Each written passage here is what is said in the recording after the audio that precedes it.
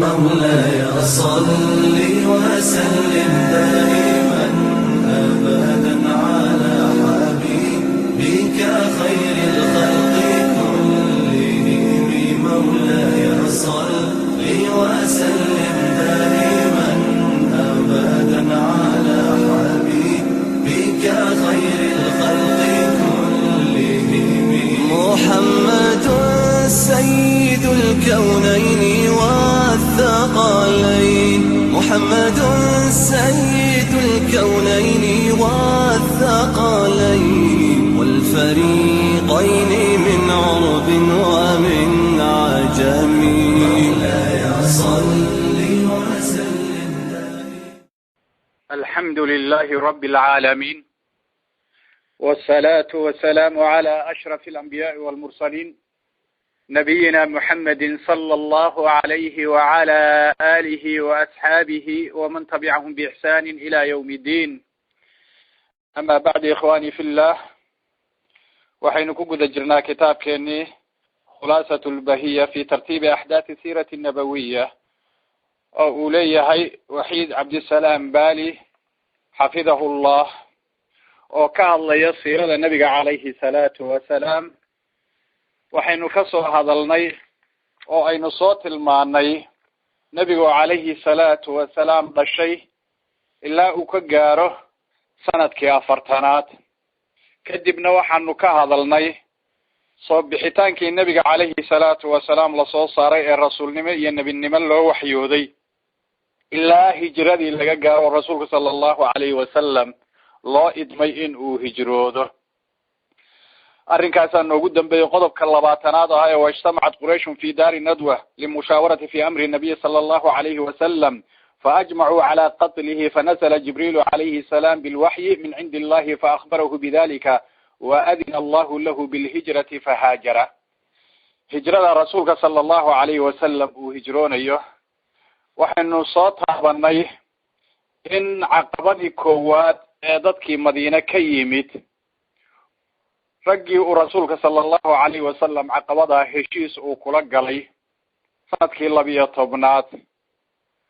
waxaynu tilmaanay inay rag badan ahaayeen sida Dagwan ibn Abdulqays iyo Ubadah ibn Samid iyo Yazid ibn Tha'lab iyo Abbas ibn Ubayd an-Nadir iyo rag noocaas oo kala ayuu rasuulku sallallahu alayhi wasallam ragii ugu horeeyay ee lixdii ugu horeeyay waxay ahaayeen rasuulku sallallahu alayhi wasallam in uu waxa weeye Madiina ay kaga sii hormaraan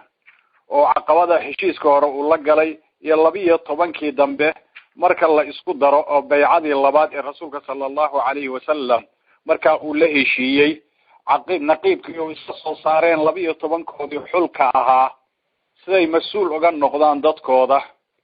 9 reer Khasraj bay ahaayeen, 3 reer Aws bay ahaayeen. ama dadkii Khasraj ahaa waxay ahaayeen ragga 9 Sa'd ibn Ubad ibn Dulaym iyo As'ad ibn Zurara ibn Adas iyo Sa'd ibn Rabi' ibn Amr iyo Abdullah ibn Rawah ibn Sa'labi iyo Rafi' ibn Malik ibn Ujlan iyo Bara' ibn Ma'rur ibn Saqar iyo Abdullah ibn Umar ibn Haram iyo Ubadah ibn Samid ibn Qays iyo Mundir ibn Amr al-Khanis waxaan leeyahay Khunays iyo 3 reer Aws ah oo Usayd ibn Hudayr ibn Samaq iyo Sa'd ibn Khaytham ibn al-Harith iyo ninka la yiraahdo Rifa'at ibn Abd al-Mundir ibn Zubayr. ragaas 12ka rasuulka sallallahu alayhi wasallam marka uu hormareen oo heshiiska labaad inay difaacayaan waxay carruurtooda iyo xaasaskooda iyo naftooda ka ilaalinayaan rasuulka sallallahu alayhi wasallam ay ka ilaalinayaan ayay Quraysh waxay ku heshiisay markaa in uu waxa weeye nabiga calayhi salaatu wasalaam ay dilaan. markiiba waxaan soo niray oo noogu dambeeyay Quraysh daartii nadwada isugu yimaadeen maalin isniina 26kii shahr bishii Safar sanadkii 14aad markii bilowgii intuusan bilaaban ayay waxay heshiis ku gaareen inay nabiga ka takhalusaan sallallahu alayhi wasallam oo ay dilaan. marka arrimaha dadkoodii ijtimaac aad iyo aad u weyn oo fadhi weyn bay qabteen cid alla ciddii muuqan kartay oo madax oo saada oo odayaal oo cuqaab oo waxgarad oo quraysh ka muuqan jirtayna way soo saareen waana fadhiga uu ka soo qayb galay ibliis isagoo isu soo ekeeyey oday weyn oo reer najdi ah kadibna markuu idan weydiistay qadiyadan culus inuu kala qayb galo darteed uu u yimid qadiyadii baa la soo bandhigay waxa laga yeeli lahaa nabiga calayhi salaatu wasalaam abul aswad baa hadlay oo wuxuu yiri aan wadanka oo dhan ka saarno kadibna de sida aan ku badbaadno annaga guryaheena iyo carruurteena iyo xaasaska aan ka dhex saarno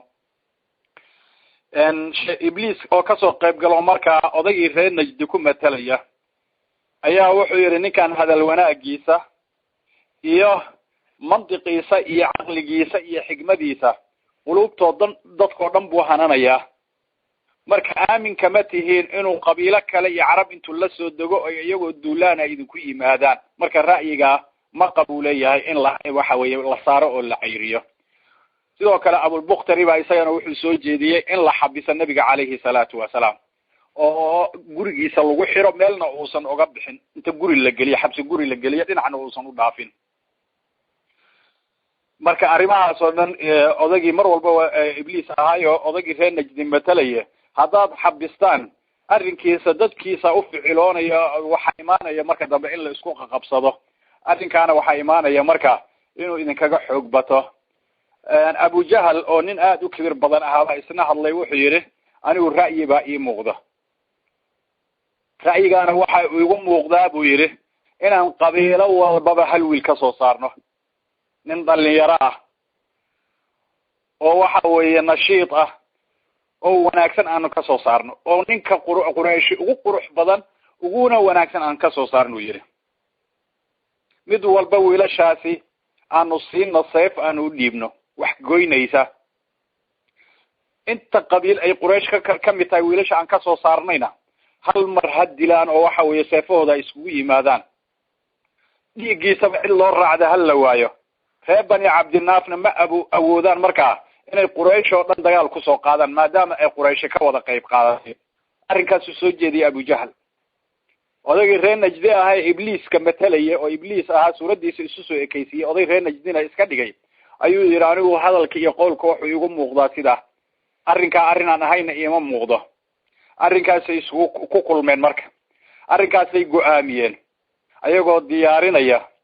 oo u diyaarinaya qaraarkaasi in arrinkaasi la fuliyo kadib tadbiirkii quraysh ilaahay subxaanahu watacaala isna tadbiirkiisaa shaqaynaya waatuu allah subxaanahu watacaala qur-aanka noogu tilmaamayo waid yamkuru bika aladiina kafaruu liyuhbituuka aw yaqtuluuka aw yukhrijuuka wayamkuruuna wayamkuru llahu wallahu khayru lmaakiriin suuratu anfaal aayadda 30 ayaa allah subxaanahu watacaala waxa uu leeyahay marka ay dhagar maleegayeen kuwii gaaloobay in ay ku xiraan ama ay ku dilaan ama ay ku saaraan wayamkuruuna wayamkuru llah waxbay makri bay maleegayaan iyagana allah dhagrayo oo maleegaya wallahu khayru lmaakiriin arrinkaasi la tilmaamayo fadhigaa ay qaadanayeen arrinkaa istimaaca siriga ahaa oo la isugu yimid rasuulka sala allahu alayhi wasalam maalinkaa guryihiisu waxa weeye shaqadiisa caadiga iyo mihnadiisu iska haysay bay gurigii abibakar buu maalinkaa aaday waxa uu diyaarinayay oo go-aankii maskaxdiisa ku jiray in loo idmayo arrimaha hijrada abubakarna wuxuu diyaarinayaa labadii neef ee ay ku hijroon lahaayeen waxayna kiraysteen oo lacag siiyeen dariiqa inuu sii tuso cabdullahi ibn urayqid al-laythi ninka la yiraahdo oo nin wada aqoon ahaa markaana diintii quraysh ku sugnaa soo daliil ugu noqdo wadada uu tuso nin aad iyo aad maahir ugu ahaa wuxuu aad u yaqaan dariiqada maka ka baxo oo dhan waxa aynu kula ballameen jabal thawr jabalka la yiraahdo 3 maalmood kadib 3 habeen kadib inuu halka ku kulmaan rasuulka sallallahu alayhi wasallam acmaashiisa yawmigu iska watay oo xasba caadadiisa ay u shaqaysanayeen qof ayagii kamidna muusan dareemin inuu hijro isu diyaarinayo rasuulka sallallahu alayhi wasallam go-aankii iyo qurayshna dhinac bay ka maleegaysaa caadada rasuulka sallallahu alayhi wasallam waxay ahayd inuu habeenka qaybihiisa hore seexdo salaada cishaa marka uu tukadaba kadibna uu sunnaysto markuu tukado iska seexdo rasuulka sala caadaysaa uu ahaan jirtay oo niska dambe uu soo kaco masaajidka uu soo aado oo ku tukada salaadihii tahajjudka iyo qiyaamuleylka iyo meeshuu seexanayay uu rasuulku waxa uu seexiyey cali ibn abi talib radiyallahu anhu firaashkiisa habeenka wuxuuna oga waramay oo cali u sheegay inaysan waxba asiibayn oo san wax makruuha aysan ku dhacayn markay dadkii oo dhan wada seexdeen ayaa dadkii mutaamiriinta ahaa ee wax soo qorsheeyay in rasuulka dilaan si sira ay ku dilaan gurigiisa soo aaday ayagoo hareereeyay guriga rasuulka sallallahu alayhi wasallam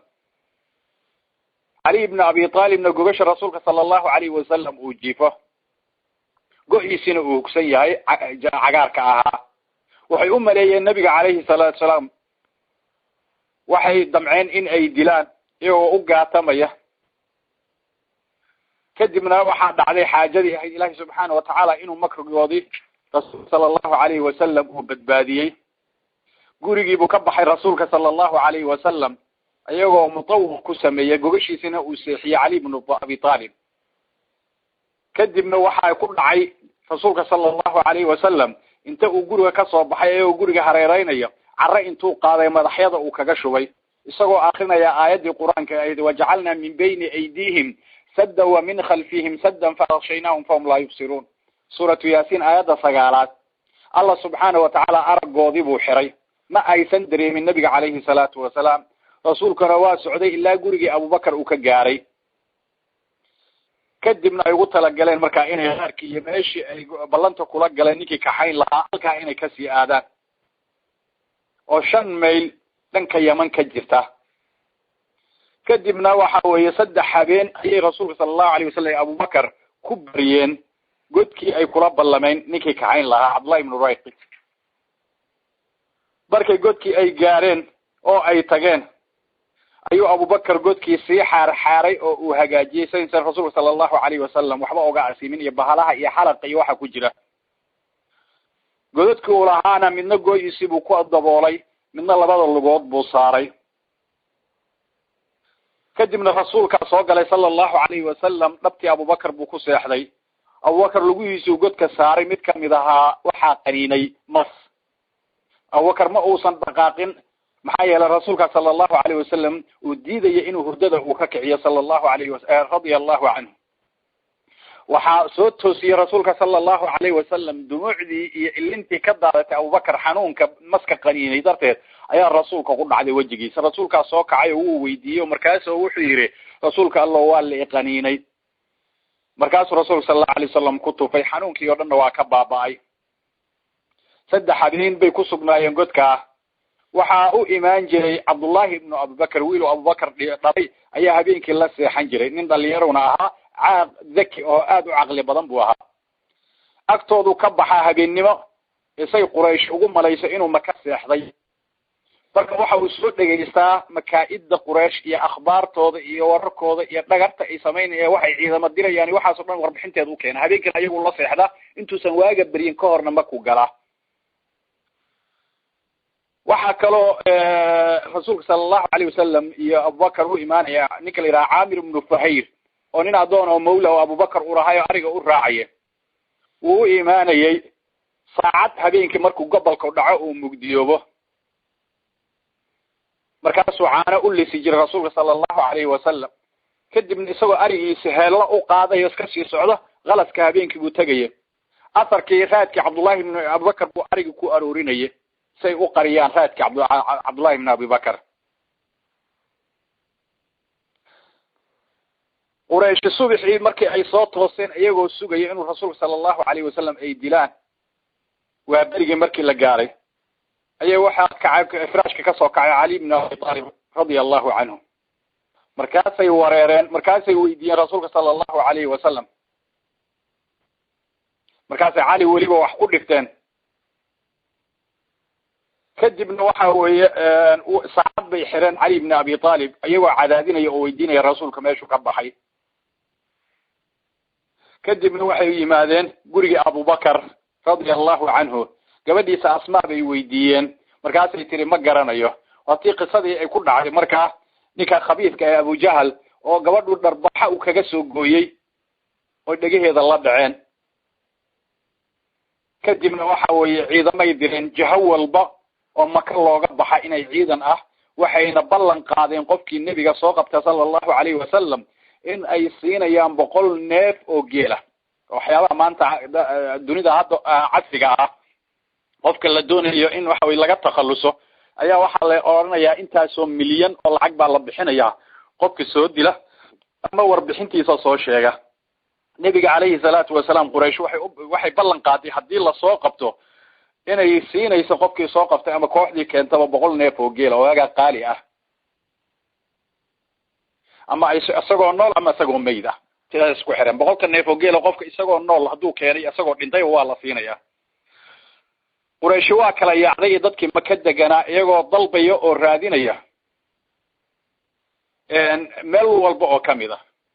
ilaa ay soo gaareen godkii uu ku jiray rasuulka sallallahu alayhi wasallam korkiisa ay yimaadeen oo mid ayaga kamid ah hadii uu madaxa hoos u dhigo oo uu fiiriyo ay arkayaan rasuulka sallallahu alayhi wasallam ilaa Abu Bakr radiyallahu anhu xanuunka uu ku adkaaday iyo walbahaarka markii godka qarkiisa afkiisa isu soo taageen ayuu rasuulku wuxuu yiri sallallahu alayhi wasallam Abu Bakr buu arkay oo murugoonaya ma wuxuu yiri marka rasuulku ma dhanka ya Abu Bakr باثنين اللهم ثالثهما لا تحزن إن الله معنا ظنك يا ملها جمحي هاي لبا الله سبحانه وتعالى أسدحيه همرون الله سبحانه وتعالى معنا تين آيات كسورة التوبة يكسو أرورتي كدب سدا أي هبين كي سنين تاهاي بشر ربيع الأول مركا 10 كان عاو وقبل لابانيا سنة كي كوات السنة الأولى من الهجرة sanadkii koowaad ee hijrada 10 keen lacag halkaas ka bilaabanaya mar inta iyadoo rasuulka sallallahu alayhi wasallam uu soo tagay oo uu godkii u galay sanadkii koowaad ee hijriyada wa fiha 19 hadathan kitaabku wuxuu ku fiican yahay sanadka koowaad waxa qiso ee dhacay oo dhan buu si duuduuba ku siinaya wa fiha 19 hadathan waxa dhacay sanadka koowaad gudihiisa 19 حدث أما قصة أما واقعة دعضي مركز من متكو قاضية في واحدا في ربيع الأول بش الربيع الأول ومن هذه السنة سنة كان كوادة هاجر النبي هجرودي صلى الله عليه وسلم من مكة مكة كهجرودي إلى المدينة هجرودي سنة كواد وسنة كتاريخ ذا إسلام كيكون يأفر بقول يصد حدا مريزة سنة كأكبل لوضي وسنة كواد هجرية الرسول صلى الله عليه وسلم وهجرون يا مدينة أما طريقة مركو الرسول صلى الله عليه وسلم أصير مريو هبينك هجرودي هبينك سدحات أي كلاب اللمين أي عبد الله بن أريق الليثي ويمد صقوة وحوي لبر راحله وضح جبلك يبورت ثور بويمد سيدي بلانتو أهيد ويررتين الرسول صلى الله عليه وسلم يا أبو بكر وحنا صير راعي عامر بن فهير وموليه أبو بكر أها way socdeen dariiqoodii sii qaadeen dhinaca junuubka ee koonfur xageeda u dhaqaaqeen oo Yaman xageeda ah si loo qalbo waxa way dhinacii Madiinada laga aadeen dhinaca Yaman baa la aaday oo dhinaca koonfurta loo dhaqaaqay marka ay ku fogaadeen in muddo ay socdeen ayay haddana dhinaca qarbiga waxa way galbeedka ah oo waxa way gabal dhaca xageesa haddana u soo dhaqaaqeen ilaa saaxilka baxarka iyo xeebta ay ka yimaadeen saaxil baxr al-ahmar ay ka yimaadeen kadib haddana waxay u jeesteen ninkii baa wada dhul yaqaanka ahsan loo gaarin ayay dhinaca junuub u dhaqaaqeen markay ku fogaadeen bay dhinaca qarbiga iyo gabaldhaca haddana u dhaqaaqeen haddana markay xeebta la sinaadeen bay dhinaca shimaalka iyo waqooyiga haddana u dhaqaaqeen ilaa saaxilka maqrabadeeda meel u dhow ay ka gaareen waxay kadib qaadeen dariiq aysan dadkoo dhan naadir ku tahay aysan marin buu marsiiyay aakhirkii sayrkoodii iyo socodkoodii bay wateen habeenkaas oo dhan bay socdeen marka u fiirso maalinkii dambe niskiisii bay socdeen ilaa dariiqii cidla uu markuu cidloobay rasuulku sallallahu alayhi wasallam dhagax weyn sakhra ah harkiisii hoostiisa uu ku nastay oo fariistay Abu Bakr intuu dhaqaaqay hareeraha iyo wax ka dhow iyo waxaas oo dhan buu soo indheeyay oo soo fiiriyay wuxuu arkay nin ari raaca kadibna caano u lisay markuu rasuulku soo kacay sallallahu alayhi wasallam ayuu caanihii waraabiyay kadib haddana way rarteen maalinkii gelinkiisii dambe maalinkii labaad maalinkii koowaad ee socodkooda ay sii wadeen bay ahayd maalinkii labaad dhistiisii dambena waa intuu nasay haddana uu dhaqaaqay maalinka labaad ay ku jiraan ayay waxay soo mareen khayma iyo teenda guri u dhisan gabadha Macbad la yiraahdo oo naaxiyada qadiid iyo xageeda degan kadibna markii kilomitir ahaan laga fiiriyana marka Maka laga dhaqaaqo 130 kilomitir Maka u jirta Maka markii laga soo dhaqaaqo meesha ay gabadha Macbad degan tahay 130 kilomitir u jirta waxa ay weydiiyeen wax ay hayso raashin iyo biyo dadka safarka hadii meel lagu soo dego qof dad baadiye ay degan yihiin oo guri ama teendho wax uga dhisan yihiin waxa la weydiisaa wixii marka dadka musaafiriinta ama biyo ama caano iyo wixii laga cabi karo marka ay wax weydiisteen bay Macbad ka cudur daaratay oo waxay u sheegtay arigiina inuu daaqsin tagay oo meel fog uu aaday oo coos iyo uu raadsaday sidoo kalena wax maartay guriga ay ku aysan jirin marka waxa u muuqatay qaymada iyo teedada guriga u dhisan dhinaciisa waxa uga muuqatay neef ari ah oo uu arigii ay raaci lahaayeen uu ka reebay waxa weeye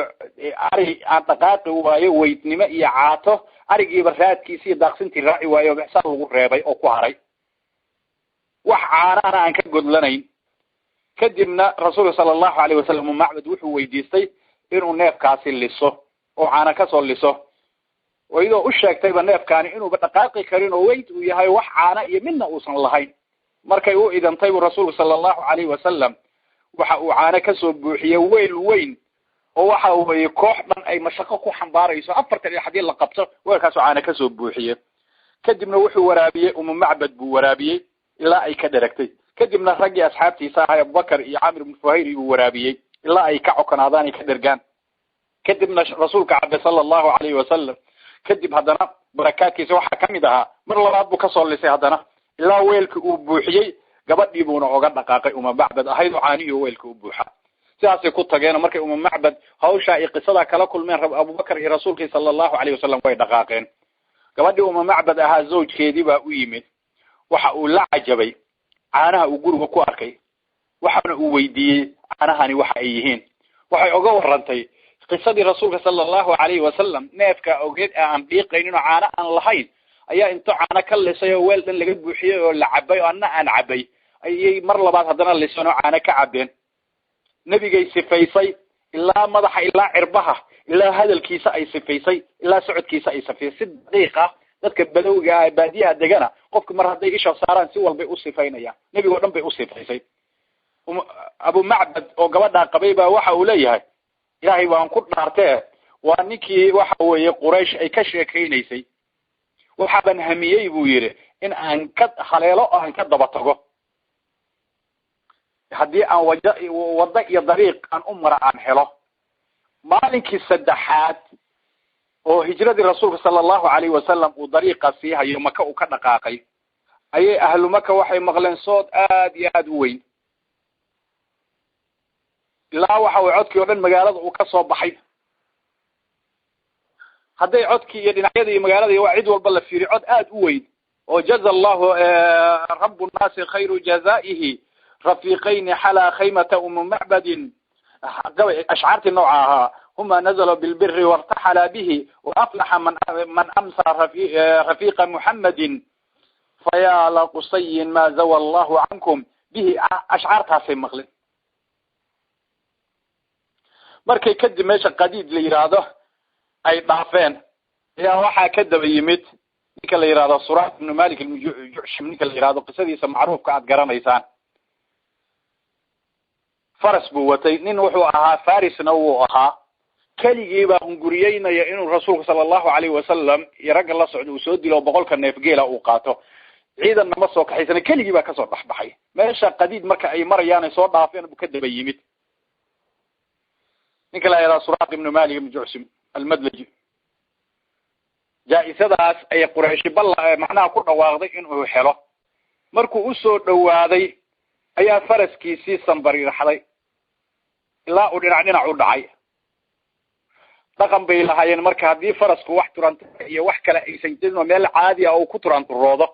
waxay sameeysan jireen way faashan jireen oo qori tuur bay sameeysan jireen qori tuurkii baa waxa uu yiri inaan dhigo oo aan ka daba tagay inaan iska daayo iska noqdo qori ah oo tuurtay waxa uu soo baxay inuu san ka daba tagin laakiin qori tuurkii baa hadana caasiyay iyo wuxuu ku faashanay mar labaad buu faraskiisii fuulay markuu u dhawaaday oo qiraa'ada rasuulku uu akhrinayo oo maqlayo isagoo aan soo daymoonayna gadaal aan soo fiirinayna abubakarna dhinacyadu meel walba ka fiirinayo rasuulku waa diinaya ayaa haddana faraskii uu ka dhacay ilaa ay wal ugu yihiin dhulka u go'een wuxuu isku dayay in uu kiciyo waa u suura gali weysay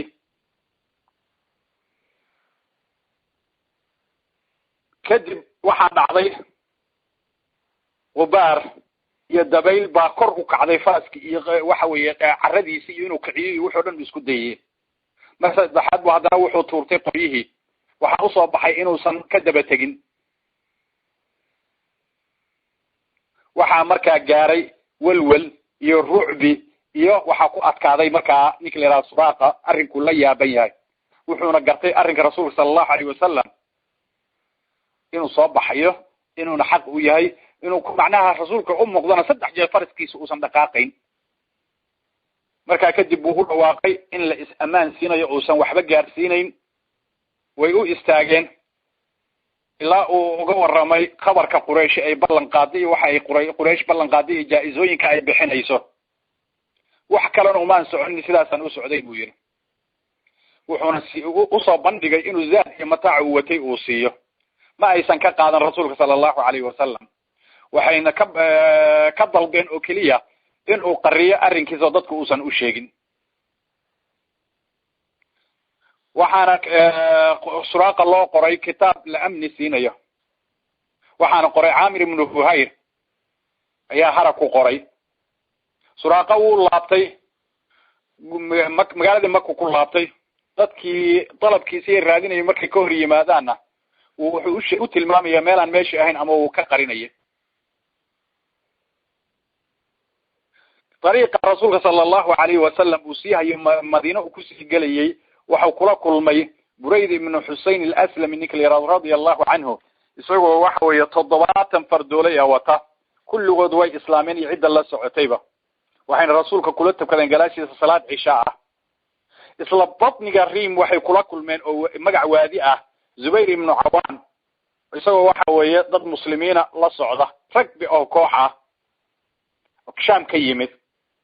زبير واتو رسولك صلى الله عليه وسلم مركزين ايو مريه عدا arrinku halka markuu marayo oo ay socodkoodii sida ku hayaan ثانيا وفي هذه السنة نزل صلى الله عليه وسلم بقباء ماشي قبل يرادو كدغي وبنى مسجد قباء وحاونا دhisay masaajidka quba rasuulka sallallahu alayhi wa sallam halka markay marayaan ayuu rasuulku sallallahu alayhi wa sallam ku degay quba ku degay kadibna rasuulka sallallahu alayhi wa sallam meesha quba markuu ku degay ayuu wuxuu bilaabay inuu asaaso masaajidka quba radiyallahu sallallahu alayhi wa sallam waxa soo baxay ahlul madiina oo dhan rasuulka sallallahu alayhi wa sallam inuu quba soo gaaray oo xaradii uu soo gaaray markay halka ay soo gaareen mar walba qorraxda iyo kuleelkeeda celinaysay guriyoodii bay ku laabanayeen hadana way fiirinayeen maalinka mar damba waxa uu arkay oo sida waxa weeye maryahooda cad iyo ay u muuqatay nin yahuudi ah markaas uu yiri qofkaad sugayseen ayaa muuqaalkiisa soo socda way soo wada baxeen carab oo dhan reer madiino oo dhan iyagoo salaaxoodii iyo seefahoodii wata wajiba iyo waxaa dhacday takbiir iyo qaaditaan halka rasuulka sallallahu alayhi wa sallam wuxuu soo galay meesha quba kadibna asaaskaas uu bilaabay inuu dhiso masaajidka nabiga calayhi salaatu wasalaam ee quba ku yaala oo suuratu tawba ku soo arooray masjidkii ugu horeeyay Allah subhanahu wa ta'ala taqwadiisa lagu aasaasay inuu kamid yahay rasuulka sallallahu alayhi wa sallam waxa uu ku sugnaa halka riwaayadna 4 cashay leeyihiin riwaayadna waxay 4 casha u badan ayuu meesha inta masaajidka la aasaasayay rasuulka sallallahu alayhi wa sallam uu ku sugnaa sugnaantu halka ku sugnaa reer quba marka uu la kulmay waliba waxa la yiraahdaa waxa uu rasuulka sallallahu alayhi wa sallam وهالكاس كدغي نيكا اللي يراهدو كلثوم ابن الهدمي اما سعد ابن خيثمة ayuu ku degay 4 maalmood buna ku sugnaa masaajidka Quba la aasaasay wuuna ku tukaday maalinkii shanaad oo maalin jimca ah ayuu rasuulka sallallahu alayhi wasallam gaadiidkiisa furay amar Allah subhanahu wa ta'ala uu ku baxay Abu Bakr isagoo la socda أبتياش رهبان النجار وأخبار درصدي أيقو صفوهدي جيني قارن بيهو يمادين حق مدينة ونقاق الرسول صلى الله عليه وسلم جمعي بأوحا وكسوا على رهبان سالم بن عوف مركم مرة يماشي دقيهين هل كاسون الرسول صلى الله عليه وسلم وادي قديهيسا كجمعي تاسوي يطون نوقر يمركا وفيها قضب كسدحات وفيها صلى الجمعة جمعة هذه كنت كذي حين ارتحل مركو كررتي من قباء إلى المدينة مش قباء مركو كررت حق المدينة أو دقاقي أي صلاها وكنت كذي في طريقه ببني سالم غير بني سالم ايش دقان طريقها قباء مدينة أو دحية وهي إيادنا أول جمعة كي أقوه الرئيل صلاها وتكذوي رسول صلى الله عليه وسلم وأول خطبتي أقوه الرئيسو خطبها في الإسلام كده حديث الله خطبينا وياهي halka waxaad fahanteen sanadkii koowaad markuu soo hijrooday oo Quba marayo oo masaajidka uu dhisay 4 maalmoodna uu ku sugnaa maalinkii shanaad oo maalin jimcaha markuu dhaqaaqay intuusan Madiina galin reer Bani Salim meesha ay degaan ayay jimcihii salaadiisa uu ku qudbeeyay qudbo ugu horeysay la tukado iyo salaadii jimcaha oo meesha weeye meeshii ugu horeysay rasuul sallallahu alayhi wasallam ugu horeysay ee la tukado inta marka uu sameeyay rasuulka sallallahu alayhi wasallam قضب كافراد وحوي وفيها نزل صلى الله عليه وسلم بدار أبي أيوب الأنصاري رسولك صلى الله عليه وسلم وحا كدغي دارتي أبي أيوب الأنصاري أيو كدغي رسول صلى الله عليه وسلم قصده وحي أهي كدغيتان كدارتي أبي أيوب الأنصاري وكدغي وحا كور ريسي كتب تصيرة أي كينان إن مركو الرسول صلى الله عليه وسلم مدينة سوقلي زحف يضد أتربضا أي قابلان oo isla gariiray guriyihii iyo dariiqyadii hugan uu ka yeeray ayagoo taxmiida iyo taqdiisa ay qaadayaan iyo haweenkii caruurtii oo dhan ay soo saareen oo ay oranayaan tala'a al-badru alayna min sanayati al-wadaa'i wajaba ash-shukru alayna ma da'a lillahi da'in ayyuha al-mab'uuth fina ji'ta bil amri al-muta'i qasidada iyagoo qaadaya قصيدة مركا قاعدتان كيدو وقسم مشهور او ميل والبا هذا اد مليتد بالشيء سغان او صحيح او كتبتا iyo taariikhda ku sugan inay tahay marka awalan waxa keena bayhaqi kitaabkiisa dalaa'ilku ku keena majalada labaad shafxada 506 waxaan uu leeyahay waxa ii waramay Abubakar ibn Ismaaciil waxaan uu leeyahay waxaan ka maqlay buu leeyahay Aba Khalifa ninka la yiraahdo wuxuuna leeyahay wuxuu ka maqlay ibn Aisha markii ay soo galeen Madiina ayay haweenkii iyo sibyaankii ay dhawaaqeen kadibna qisadu sheegay waxa uu leeyahay Xaafid ibn Kathir wuxuu ku soo arooriyay kitaabkiisa Bidaaya wa Nihaaya majalada 3 safxada 238 buu ku keenaya isagoo ka warinaya qisada Bayhaqi sanadkeeda ku keenay sanadkan hadda soo sheegnay waa qayb weeye qaybta labaad waxa weeye hadii aan taxqiiq ahaan u fiirino xadiiskan ku yimid qisadan horta saxiix ma aha waxa sanadkiisa ku jira ibn Aisha oo ka waramaya rasuulka sallallahu alayhi wasallam soo galitaanka Madiina uu soo galay waxaysan saxiix ku ahayn soo galitaanka rasuulka sallallahu alayhi wasallam Madiina markuu uu soo galay waninkaani waxa qisada ka waramaya taabici ma aha taabicina ma aha taabiciintina wax kama uusan sii qaadin وعشرة وكم يدرس علم منك كما قادم ابن عائشة وحكلو كسو أرورية حافظ ابن حجر كتاب كيس التقريب كوكو كينيا مجلد اللبات صفحة شن بقول يصد شن يطبن أيه وحولي باب يسوق كينيا عدة النسبيسي به أو يجدك إلى وحوي نحو ذلك وليه ابن عائشة وليه عبيد الله ابن محمد ابن حفصة أيه وليه هاي إذا تصحيح بعض الكلوبات كتب كسو كينيان عبد الله يكو كينيان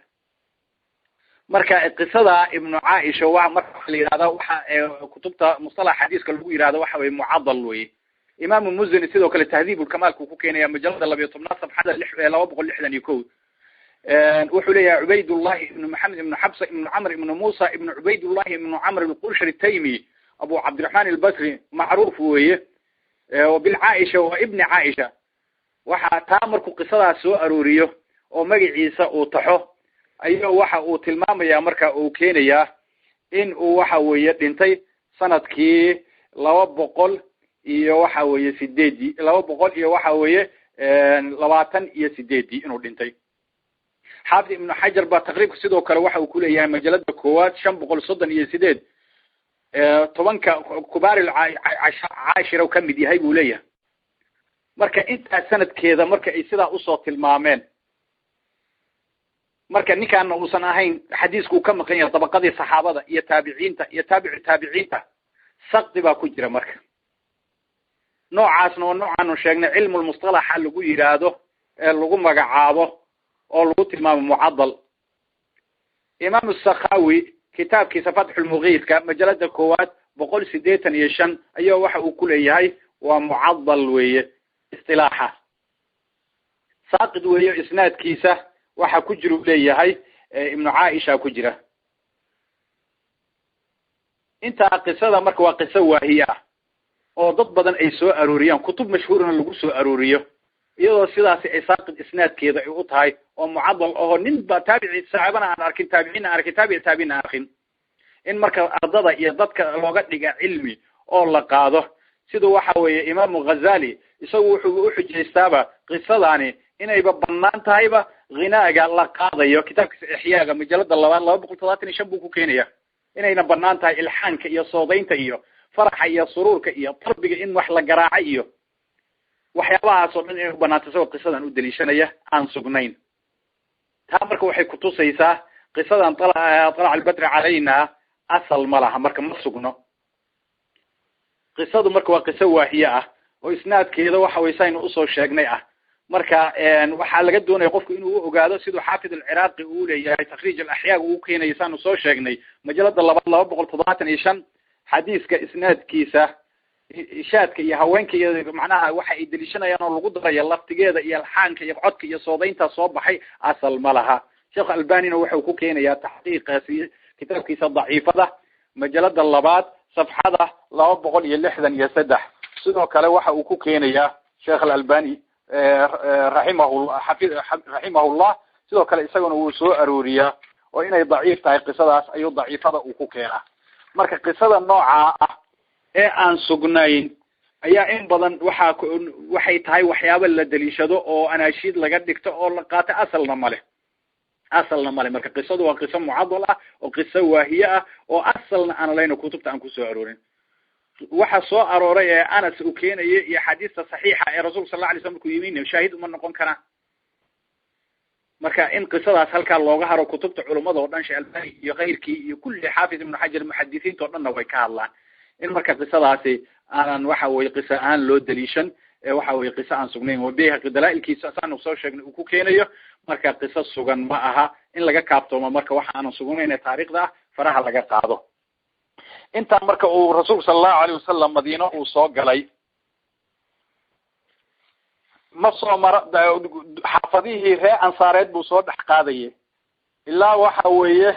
hoggaankeeda ay qolo walba ay ku dhageysay markaas Rasuulku wuxuu cadad markuu soo dhaxmaray oo diyaarsan oo waxa weeye cishanayaan qolo walba ayuu leeyahay Rasuulku sallallahu alayhi wasallam wuxuu oranaya khallu sabiilaha fa innaha ma'mura hoggaankeeda iska sii daayo ma'mura weeye mid wax la faray weeye markay hashii soo gaartay meesha masjidka nabiga hadda ka dhisan yahay ayay fariisatay haddana way kacday way socotay wax yar haddana gadaal bay soo fiirisay way soo noqotay haddana way fariisatay halkaas ku degtay يروى الرسول صلى الله عليه وسلم الله الله أبو أيوب الأنصاري رضي الله عنه مركبه فعلكي وحي صارنا خشيب وقاضي قرقيسون الله هذا رسولك وحي المرء مع رحلي فحلق معناها كورها وحا صارن وحا حشا صارن عدة قاضتي قرقي دقيستي أيها وحويه أمركو إيهاي أولا لدقيا سعد بن زرارة يسوي قاتي زمامكي راحلة يهوغانكي ذي قاتي مركب waxa lagu tartamay Rasuulka sallallahu alayhi wasallam sida loo soo dhaweyn lahaa loo sooriyeen lahaa sidaas marka waxa ku dhacday waxa way habeenkiiba loo waardiyeynay hijradii Rasuulka sallallahu alayhi wasallam marka uu ku yimid magaalada Madiina sidaas ee rasuulka sallallahu alayhi wasallam sanadkii koowaad. رابعا وفيها نزل صلى الله عليه وسلم وحو كدغي بدار ابي ايوب الانصاري marka uu yimid sideen hadda soo tilmaanay. وفيها sanadka koowaad dhaxdiisa ayaa bana المسجد النبوي bana wuxuu dhisay المسجد مسجدkii النبوي nabiga ahaa iyo wal xujraati iyo guriyihii Aisha iyo Sawda marka rasuulka sallallahu alayhi wasallam uu dhisay Aisha laakiin marka uusan la guri galin. qodobka lixaad وفيها أسلم waxa islaamay حبر اليهود عبد الله بن سلام ayaa islaamay. marka masaajidka dhisidiisa rasuulka sallallahu alayhi wasallam markuu magaalada Madiina uu yimid acmaasha waxa uu kulmiyo tansiiq uu isku sameeyay acmaal diiniya acmaal dunyawi ah sidaas dacwadiisa ku wata rasuulka sallallahu alayhi wasallam waxa ugu horeeyay marka waxa way rasuulka sallallahu alayhi wasallam uu ku dhaqaaqay waxay ahayd dacwadii iyo dhisidii uu ku dhaqaaqay magaalada Madiina ah masaajidka nabiga alayhi salatu wasalam dhulkii buu u iibiyay ay hashu ay fariisatay laba wiil oo agoon baana lahaa wuxuuna ka waxayna ay dharkeedu ay dhamayd 100 diraac ama 100 dhudhun oo taqriiban wax la gaarsiiyay dhamayd waxa gudaheeda ku jira marka qubuur mushrikiinta iyo dumay iyo geedo timira iyo waxa weeye qarqadka waxa la yiraahdo iyo qubuurtina waa la faagay guriyihii dudumay iyo qaraabka ahaa iyo timirtiina geedihiina waa la gooyay naqliga ahaa meeshii duduntay godadka ahayna waa la simay qibladii masaajidka sallallahu alayhi wasallam ayaa loo sii jeediyay waa la aasaaga baytul maqdis aasaaskii baa la dhisay ilaa 3 diraac baa hoos loo qoday derbi baa la dhisay buluketi iyo dhoobo la isku qasay ka samaysan tiirarna waxa looga sameeyay dhagax ah baa loo sameeyay saqafkiina waxa way geedihii laamihii timirta looga sameeyay cumdaha iyo geedaha tiirarku isku taagayna waxa way laamihii jiridihii timirta la soo gooyay baa lagu taagay dhulkii baa waxa lagu simay carra iyo waxa way ramaad kadibna waxa way 3 albaab masaajidka nabiga sallallahu alayhi wasallam loo macna loo sameeyay rasuulka sallallahu alayhi wasallam dadkii wax ka dhisay dhagaxaanta soo guurinayay oo kamid ahaa muhaajiriinta iyo ansaarta sidoo kale iyagoo waxa weeye irtijaal sameynayay oo markaa dhisidii isla qaadayay sidaas nashaadkooda masaajidka nabiga alayhi salatu wasalam laba aqal oo jiteen ah oo dhagax oo waxa weeye bulkeeti laga sameeyay saqafkiisa iyo daboolkiisa sanqaafkiisana laamihii timirta laga dhisay ayaa loo dhisay Sawda bintu Zam'a iyo Aisha radiyallahu anha markaa uusan la guri galin rasuulka sallallahu alayhi wasallam imaan doonta muslimiinta waxay soo xaadirayeen dhisidii masaajidka la dhisiyay ayay jamaacadeeda soo xaadirayeen waxay awqaadooday waxa way isku boorinayeen marka waxa dhici jirtay marka qaarkoodna inay soo hormaraan qaarna inay dib dhacaan markaasuu nabiga la tashaday sallallahu alayhi wasallam muslimiinta calaamad ay ku garanayaan ay salaada ku soo xaadir lahaayeen oo ay ku miin lahaayeen isku afgartaan qaar ba waxay yiraahdeen dab hal la shida salaada xilligeeda markuu la gaaro qaarkood waxay yiraahdeen buun hal la afuufo qaarkood waxay yiraahdeen naaqus iyo gambaleelka macnaha hal la garaaco qaar waxay yiraahdeen nin hal la diro oo salaatu jaamica ku dhawaaqa sidaas iyadoo ay tahay oo rasuulka sallallahu alayhi wasallam talada uu soo bandhigay oo meelna aan la isku raacin qolka u dambeeyay salaatu jaamica la aqbalay ayay Abdullah ibn Zayd ibn Abd Rabb al-Ansari saaxib al-aadan la yiraahdo radiyallahu anhu ayaa habeenkii waxa urdo lagu tusay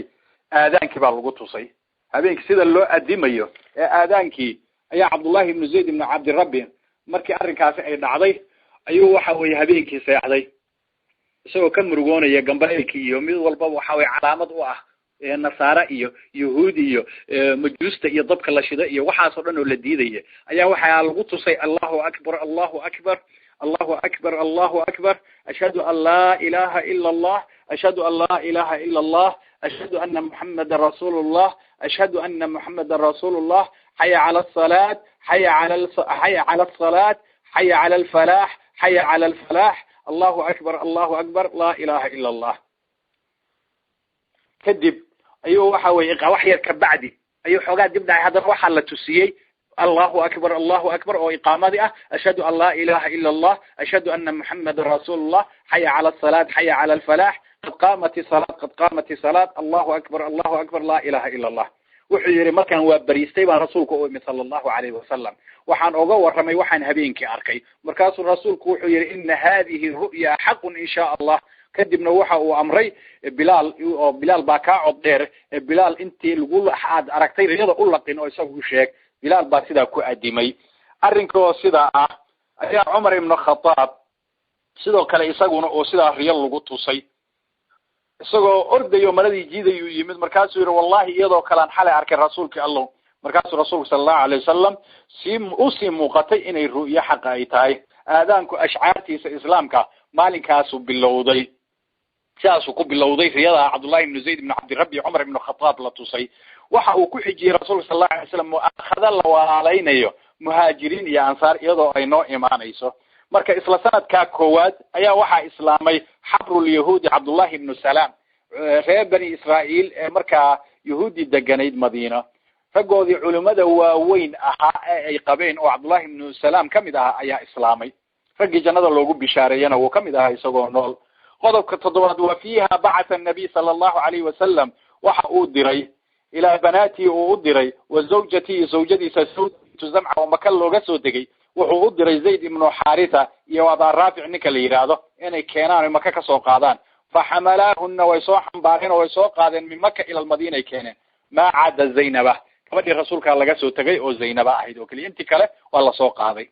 qodobka sideedaad waa fiiha sanadka koowaad dhaxdiisa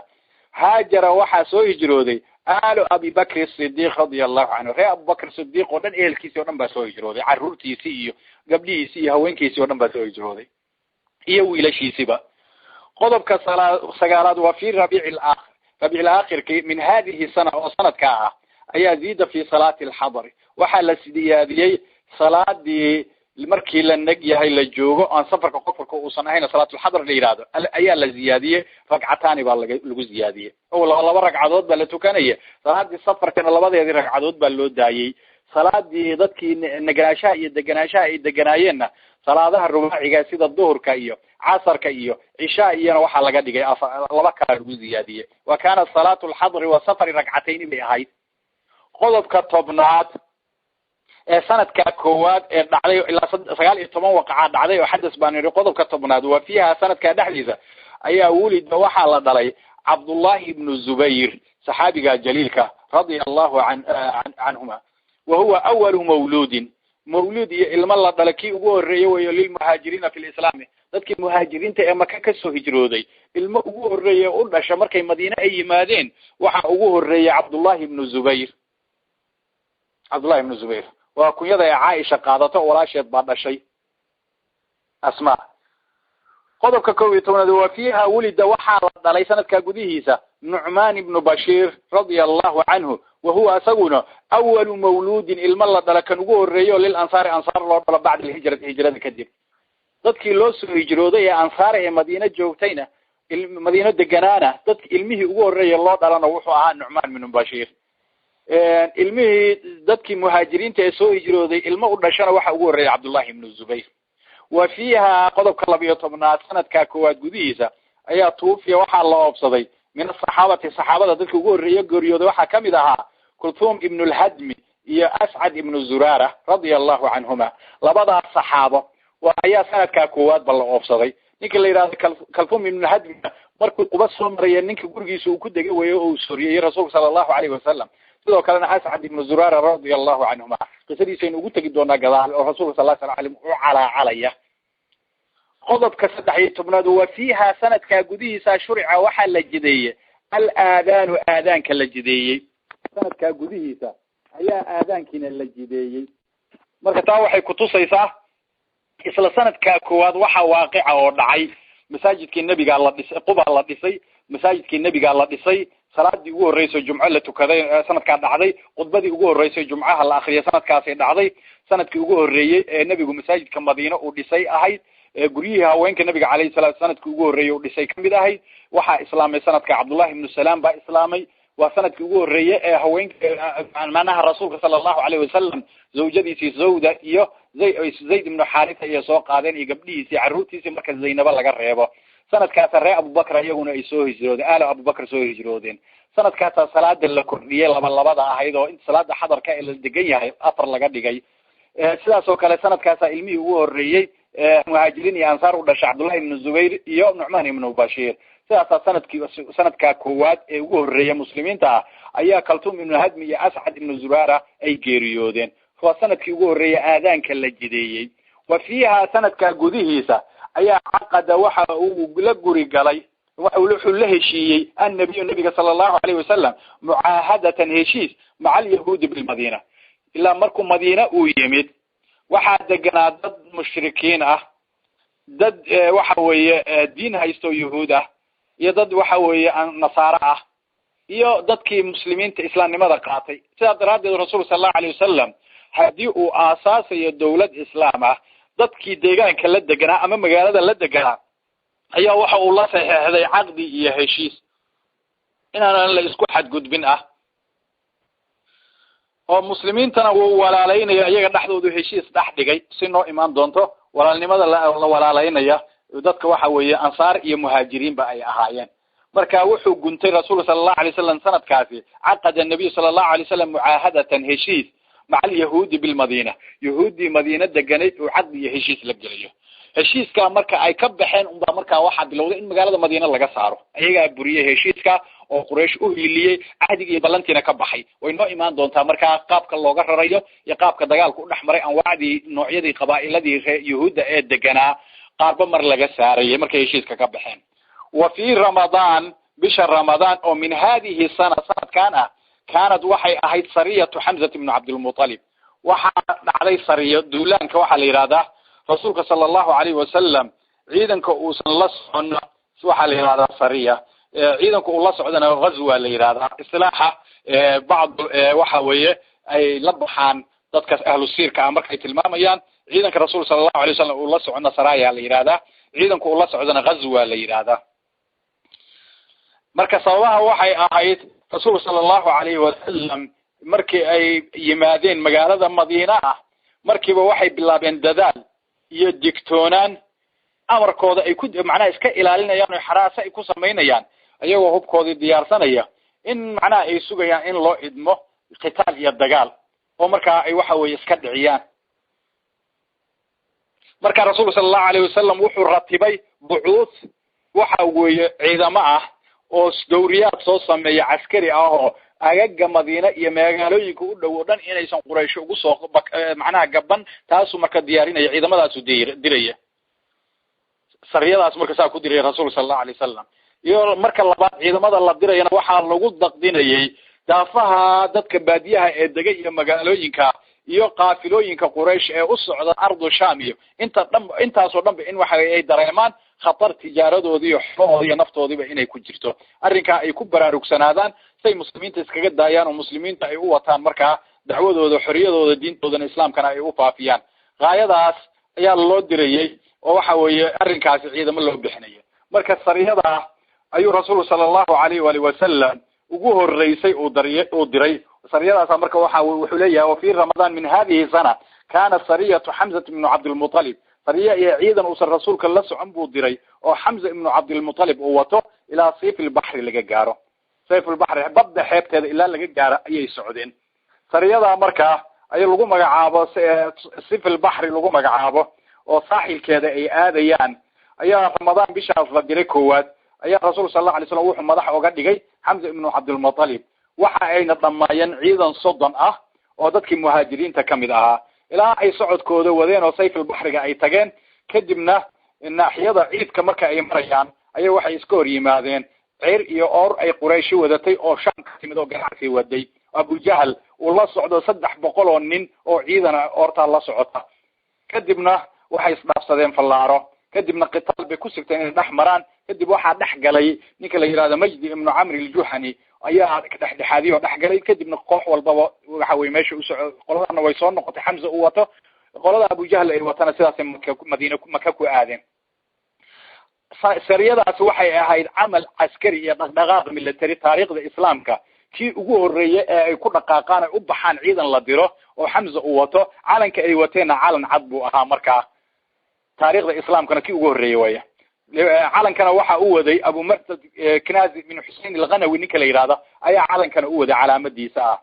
kadibna waxa isdaba galay tataabaca oo saraayaad iyo buuud iyo ciidamo iyo dhaqdhaqaaq military oo rasuulka sallallahu alayhi wasallam uu dirayay وفي الشوال قضبك تضبيط وحلي قضبك اللحية تبناد وفي الشوال ومن هذه السنة إصلا سنة كاكوادا أيا كانت سرية وحال بحية سرية عيدا عبيدة بن حارث بن عبد المطلب ووته رضي الله عنه إلى بطن الرابق كجارة عاية لي نظام الدونك أنا ملتري أن كنت أجنين أما أود أن كنت أجنين مجد مركز دقائق عيدا كي ملتري وحكم دي هاي طيب نبت قليدة أمانك جودها هي أمانك الدبدبة خارج كي جودها بقى وحوي حدي أيسن دولة داس عيدا أيسن لهين نظام ملتري أيسن لهين دقائق لوجب بقية أيسن لهين دولة تاجناني سماها مجا إسلام كنا متاجناني أفير سمرك السنة كوجورية دقائق الرسول كأب الله صلى الله عليه وسلم وحي أهي إنه مهاجرين أنصارنا ولا وينو إيمان دونتها إن وحي آخرة الله سبحانه وتعالى لو قد وانا عقيدة التعليم تودي الدين تودي ماشي أي كبرانيين أو مساجد يدي أها أو إسقو إيمانيين أو إسلام كخير كيس الغفرية عقيدة الدين الغفرية أخلاقيات كالغفرية يو تعاون كي يبرق يسمفلك وحا ويها الغفرية ولكن ماذا إخوة وحا إتها الغفرية والغفرية دين تودي هالك والغو أساسي تطلباتنا وحا وي أساس كاللبات حوجين تلا حوجين وحا يهي إن أنا لسوهم قريين ومر والبوحة إيمانية إسلام نماذو حدي ضعيف تهي أيسان قوي أيسان أهين وح إلالينا أيسان جيرين مركا إن لقصوا حد قد بكرا مركب قريشي أي كسو الدقدقي سيدا نوع إيمان دونتنا أي كفتي كلام بإنت أيسان حوغي أيسان النبي محمد عليه الصلاة والسلام إني أود في عيد كيسا كلا التران سياس الرسول صلى الله عليه وسلم سند كي أقوه الرئيم مركب أقوه الرئيسي أساس عيدنا ولبا عيدا كان دقاق وديريو si looga warhelo in Maxamed sallallahu alayhi wasallam awood ciidan oo bacti oo dirayo oo soo indaynaya وفي شوال ومن هذه السنة أيها كانت سرية عبيدة بن حارث بن عبد المطلب إلى بطن الرابق أي كجاران أي سعودين السرية ضعف نكال إراد عبيدة بن حارث إلى بطن الرابق أي كجاران قد يضع وحاوية رسولك صلى الله عليه وسلم عبيد بن حارث وحو لدري لحظة من أو مهاجرين كمذا بطن الرابق مركا أي جارين أي وحي لكل من أبو سفيان والله بقول نموته waxaa dhacday halkaan in fallaaro la isku turtuuro laakiin wax dagaal ma dhicin wuxuuna watay markaa ninka la yiraahdo Ubaydah ibn Harith ilaa 60 nin buu watay iyadoo la tusayo inay Quraysh u aragtay marka in Nabi Maxamed alayhi salaatu wasalaam ciidan difaaciyo magaalada Madiina aan ku koobnayn banaankeediba ay wax ku soo doonanayaan oo ay soo indaynayaan inay warkaasi oo baxay iyo ilaalinta la ilaalinayo iyo warbixinta la keenayo qodobka 17 wa fi shawaal oo min hadhihi sana بنى النبي صلى الله عليه وسلم وحاو دستي او لغوري غلاي بأم المؤمنين عائشة رضي الله عنهما عائشة مركا waxaynu soo sheegnay sanadkii tobnaad ayaynu soo sheegnay in oo la siiyay rasuul sallallahu alayhi wasallam iyadoo la hijra 3 sano marka ay ka soo wareegatay oo marka ay 9 jir tahay oo markuu Madiina yimid sanadkii koowaad oo hadda taariikhda halka noogu qoran oo fi shawaal oo bisha shawaal ay tahay oo min hadhihi sanadkan koowaada أيوب بنات استي النبي صلى الله عليه وسلم بأم المؤمنين عائشة رضي الله عنها سنة كاسو استي أو لقوري قالي قلب كسيديد يطبنات وفي ذي القعدة بش ذي القعدة أو في رسمرك عائشة مركان 9 سنة جستا وسنة كيكوات 9 سنة كبعد النبي قاعد انتي صلى الله عليه وسلم 8 سنة مركا إيا انتي جستو مركا سيديد 8 سنة مركا إيدو جستو النبي عليه الصلاة والسلام عائشة أي النبي قاعد انتي صلى الله عليه وسلم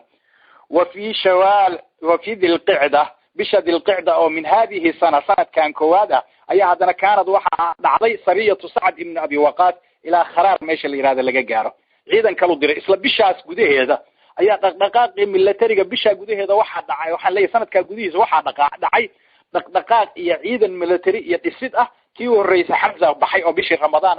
إسلا بشي وحى لي هالشوالنا عبيدة بن حارث بودري هذانا إسلا بشي شوال مركي لقى سو قد بيدي القعدة أهنا وحو ديري سرية يعيدا سعد بن أبي وقاص أوته سرية دان سعد بن أبي وقاص أوته وحي كاكوبنايين 20 بي كاكوبنايين ومهاجرين تاه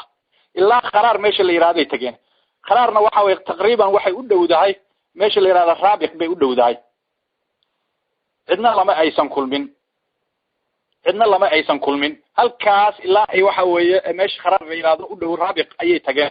تا waxay ku tusaysaa marka in dhaqdhaqaaqa meesha raabiq u dhow ay gaarayaan inay sii socdeen ay tusayaan awoodooda baadiyii iyo dadkii u deganaa qaarkood aqdi iyo heshiisyo hadda sir rasuulka sallallahu alayhi wasallam sanadka labaad oo bilaabay uu la galayo inoo imaan doonto wa fi dhil qa'da bisha dhil qa'da oo min hadhihi sanadka ayu wuxuu walaalaya annabi sallallahu alayhi wasallam bayna al muhaajiriin wal ansar مهاجرين يا أنصار أي رسولك صلى الله عليه وسلم ولا عليه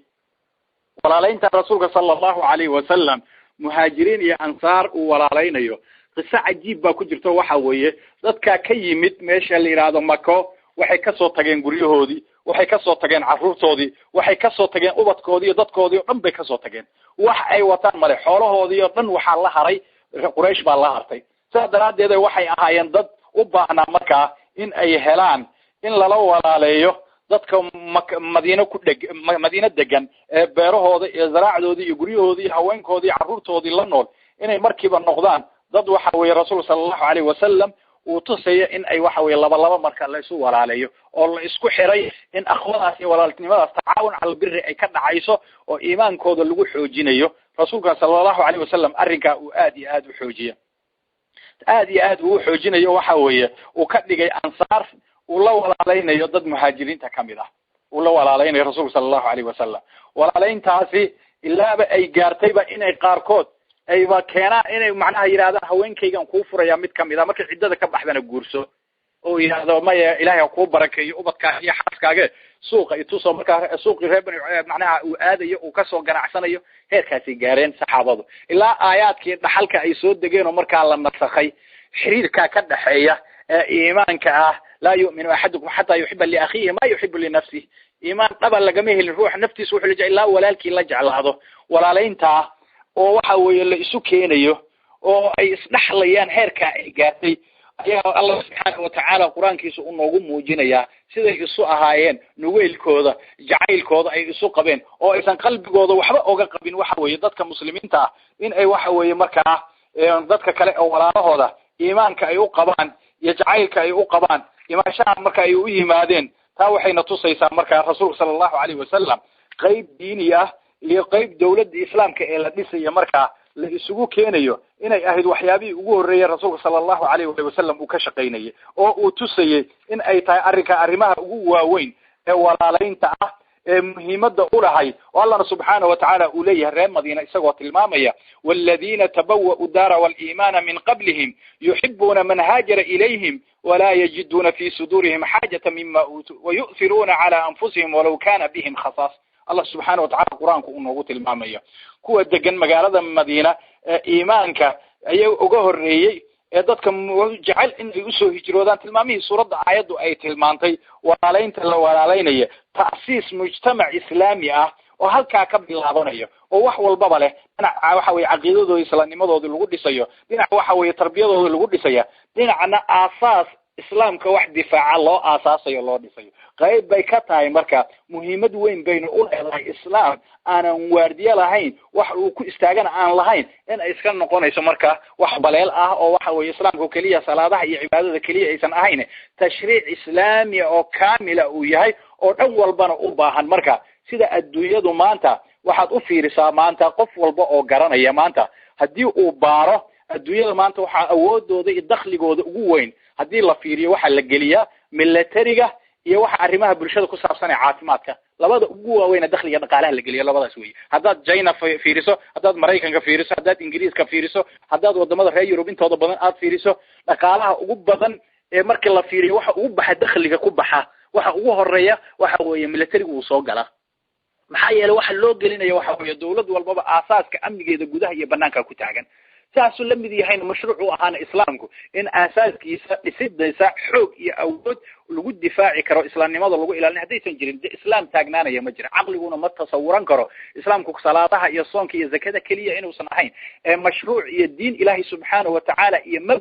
mabaadida oo Allah subhanahu wa ta'ala raaliga uu ka yahay ay kamid tahay waxaan iyada ahayn Allah subhanahu wa ta'ala raali ka noqon mayo taasana aqeedada qofka muslimka lagu beerayo loo tusiyaa inay tahay mabdi'iisa iyo aqeedadiisa iyo sida inuu rasuulka sallallahu alayhi wasallam taa noo muujinayo taa marka haday sida tahay qofka muslimka inuu arko marka sanadka koowaad waxaan ka qaadanay sariyad Hamza ibn Abd al-Muttalib iyo Ubaydah ibn Harith iyo sariya Sa'd ibn Abi Waqqas wato sanadka labaad oo dhan ilaa sanadka saddexaad aan ka garanay dhaqdhaqaaqa iyo dhisitaanka militariga soconaya ilaa ay ka timaado dhaqdhaqaaqa socodkiisa iyo militarigiisa dagaalkii Badr uu ku dhaco sanadkii markaynu hadda u tagno dagaalkii Cuslaa ee Badr uu dhaco oo markaa kadibna waxa weeye marka qadiyadu ay noqoto in markaa lagu kala baxo oo awoodii islaamkuna ay taagnaato awood weyn oo cadowgu uu kaga adkaado kadibna uu waxa weeye maka ku furtaan kadibna uu socdo islaamku ilaa jayna tarafkeeda uu tago yurubna uu ka tagay ilaa iyo faransiiska barkiisa qaar kamid ah